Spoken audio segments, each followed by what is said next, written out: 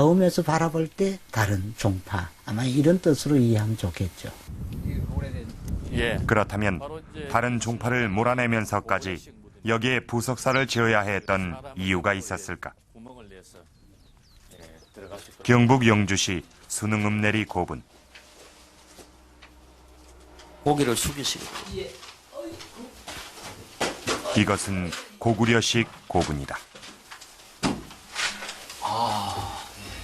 여기가 이제 묘실에 시상대, 시체를 눕혔던 장소. 여기가 이제 부장품을 뒀던 장소. 고구려는 5세기에 한때 이곳을 차지하고 있었다. 이 고분은 그때 축조된 것으로 보인다. 뱀 같은 외부의 세력이 들어오지 말아라 하는 그런 의미로 그려놨고요. 또 여기에 역사상이 큰 깃발을 들고 있는데 붓으로서는 육설 명문이 남아있다. 그려진 벽화나 고분의 규모로 봐 이 고분은 이 지역을 차지한 유력한 인물의 무덤이었을 것이다. 그런 인물의 존재는 이 지역이 당시 중요한 거점이었음을 말해준다. 이 땅이 이제 그 신라의 그 변경입니다. 그냥 신라 땅 내에 있는 고구려의 그 무덤의 풍습을 엿볼 수가 있죠. 그래서 지금 북한이나 만주 땅에 가서 볼 수 있는 그 고구려 벽화 고분을 우린 한강 이남에 남한에서는 여기밖에 없습니다. 그래서 이 지방이 바로 그 대륙의 선전 문물을 고구려가 받아들였고 그 문물을 신라가 받아들이는 바로 길목이 바로 여기입니다.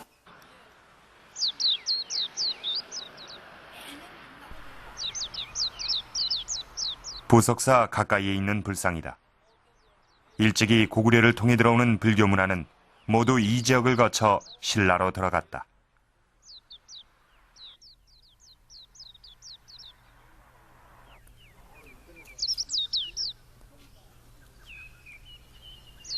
이렇게 불교 문화의 선진 지역이란 의미 외에도 이곳은 당시 통일신라의 내륙교통의 중심지이기도 했다.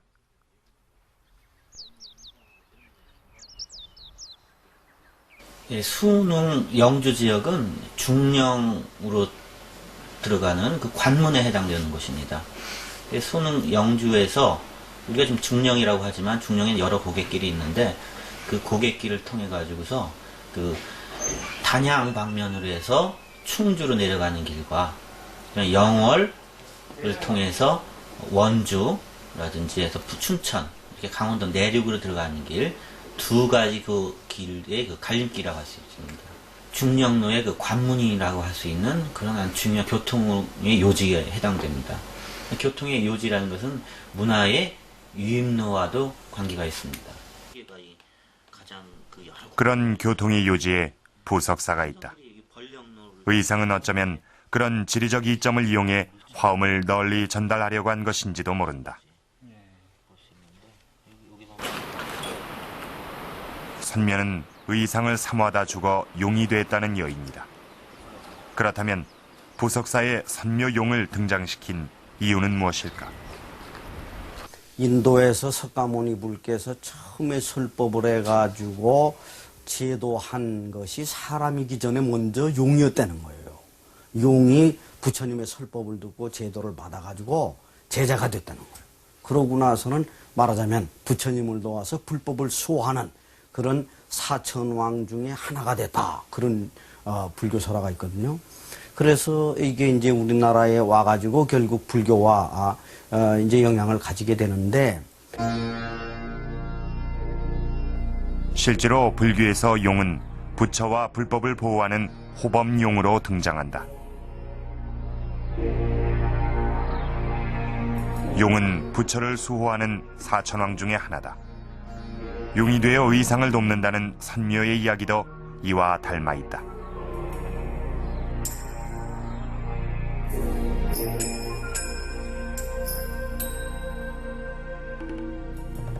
살아서 이루지 못한 사랑을 죽어서 용이 되어 더 큰 사랑을 이룬 선묘.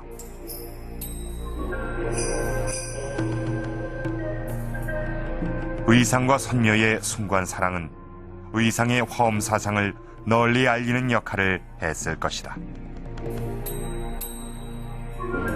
정말 의상이라고 하는 그 고승과 또 선녀라고 하는 아름다운 여인의 사랑과 희생과 말하자면 죽음, 그 이야기는 어떤 의미에서 사실 선묘소라의 원형인데 그 이야기가 결코 의상대사의 신성성을 해치는 건 아니다. 오히려 의상이라고 하는 분이 얼마나 정말 인간적인 그런 모습을 가지고 있었나 하는 것을 볼 수가 있고요. 또 이 선묘설화 이야기가 부석사 설화의 내용이 되면서 부석사가 더 많은 신라 사람들에게 사랑을 받고 더 말하자면 신성한 사찰이 되고 또 의상대사가 얼마나 위대한 분이었나를 오히려 신라 사람들에게 각인시키는 데 도움이 됐던 설화다.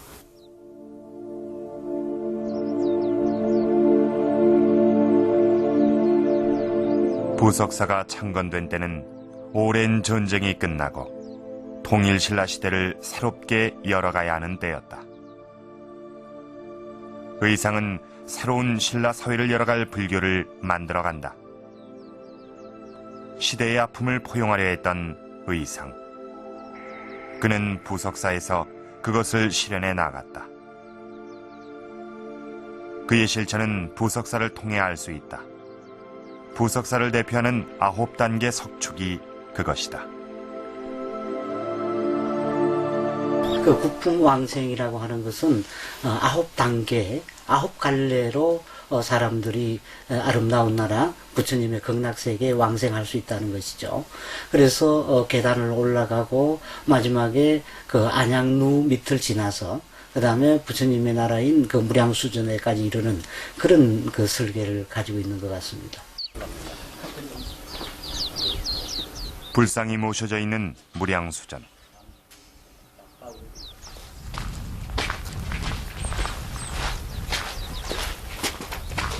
불당 안으로 들어가면 부처가 정면에 있지 않다.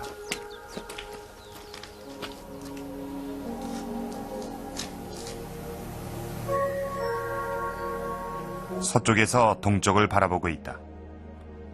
현세적 고통을 덜고 극락정토의 왕생을 돕는 아미타 부처를 모셔놨기 때문이다. 예, 아미타 부처님이 서방정토 극락세계를 주재하는 부처님이니까 신도들은 당연히 와서 부처님 쪽을 향해서 참배를 하게 되면은 그 아미타 부처님은 서쪽에 계시기 때문에 우리가 극락세계, 극락왕생을 기원하게 되는 그런 기도를 하고 참배를 하게 되는 것들이죠. 그렇게 자연스럽게 할 수 있도록 의상스님께서는 그 부처님을 서쪽으로 모셔놓았다라고 볼 수 있겠습니다. 의상은 삼국 통일 과정에서 지치고 죽은 무수한 영혼을 위로하고자 했다. 극락왕생을 주관하는 아미타 신앙과 화엄 사상을 결합시켜 통일 신라의 독특한 화엄 사상을 구현시켰던 것이다.